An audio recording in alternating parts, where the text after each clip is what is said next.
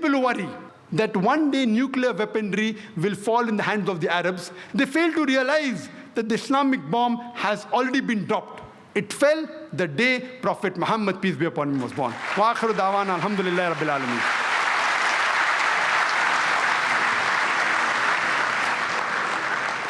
Jazakallah, thank you for your appreciation of the talk. We wonder how awesome and corrective would be the question and answer session. We start the question and answer session quickly. May I point the rules? Your question should be on the topic, it should be brief and to the point, and only one question at a time may be asked. 5 microphones have been provided in the auditorium, 1 on my left for the gents, 1 on my right for the gents, 1 in the rear for the ladies. On the first floor balcony, 1 more microphone, number 4, for the gents. Those who would like to ask questions are kindly requested to line at one of the mics to put forward your question. Yes, the brother here can put forward his question. Microphone number 2. Yes, brother. We would request you to ask quickly and briefly so we can cover more in the less time we have. Yes, brother. Assalamu alaikum, Dr. Zakir Naik. My name is Muhammad Arafat. I am a student. You said in your talk, 2 wrongs does not make a right. A few months... We'll allow non-Muslim the first preference, please. So any non-Muslim in the queue, they're most welcome. It's always a policy in our organization that we give first preference to our guest. If any non-Muslim like to ask a question, they're most welcome. Any non-Muslim, with the brothers and sisters, they're most welcome. The time is limited. So any non-Muslim who would like to ask a question, they would be given the first chance. Any non-Muslim, yes brother, most welcome. मेरा नाम श्याम है, श्याम सुनार. मैं मराठी महानगर paper में काम करता हूँ, पत्रकार हूँ. आपकी बातों से मतलब मेरे पास शब्द नहीं है क्या बोलना. लेकिन ये मुझे लगता है कि भारत में हिंदू और मुस्लिम एक होने के लिए कुछ ना कुछ होना चाहिए, ऐसा मुझे लगता है. मैं करता आया हूँ 10-12 साल से. लेकिन आपके मुंह से मैं ये सुनना चाहता हूँ कि भारत में बस्ती में, मैं तो 40 गाँव इस गांव में रहता था, मुंबई में रोज़गार के लिए आया हूँ.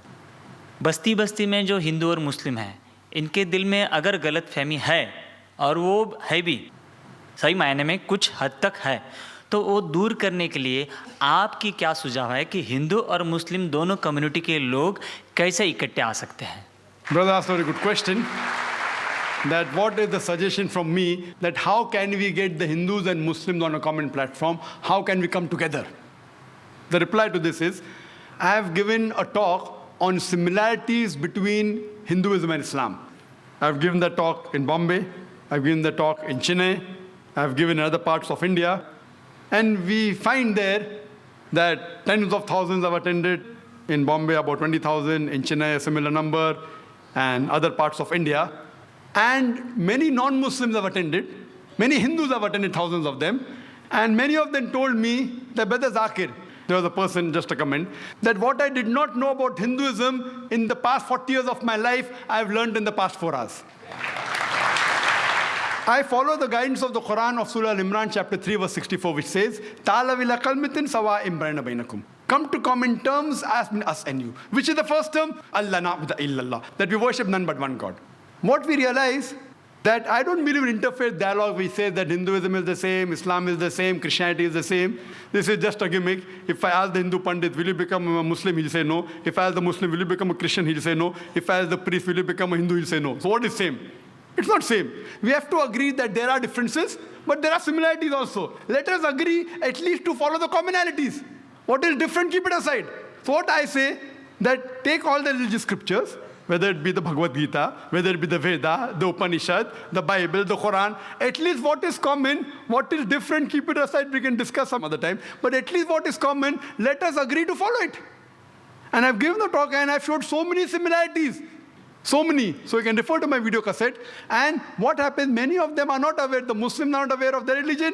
Similarly, the Hindus are not aware of the religion. Many of the Muslims objected. Similarities between Islam and Hindu is impossible. So many of the people came with the talk to attack. The Rabbi, I'm bowling, what nonsense. Hindu and Muslim, same. Ho hi nahi sakta hai. But when they heard the talk, they were shocked. Those who came to attack, they agreed with the talk. Similarly, many Hindus came. So what we realize, that what is common we should follow. And number one is Allah na'budu illallah, that we worship none but one God. That's the most common thing, and which you can give quotations. And we can give quotation from the Vedas, from the Bhagavad Gita. It is mentioned in the Chandogya Upanishad, chapter number 6, section number 2, verse number 1. Ekam evidityam. God is only one without a second. It's mentioned in the Shvetashvatara Upanishad, chapter number 6, verse number 9. Nachasya kasij janita na chadipa. Of him, there are no Lord. He has got no parents. These are Sanskrit quotations. That means Almighty God has got no parents. He has got no Lord. Furthermore, if we analyze, it is mentioned in the Shvetashvatara Upanishad, chapter number 4, verse number 19. Natasti pratimasti. Of that God, there are no images. There is no pratima, there is no photograph, there is no idol, there is no image. Same thing in Yajurved, chapter number 32, verse number 3. Natasya pratimasti. Of that God, there are no images. So if you go back to your Vedas and your religious scriptures, it speaks about one God. So people many a times are not aware of the scriptures. And when the question just a couple of days back, I had given an interview to Star News.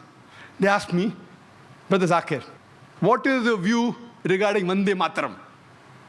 Can the Muslims say or not? I said, what do the Muslims say? I'll come to it afterwards. I'll first tell you what the Hindu scriptures say. He was shocked. What do I mean by that?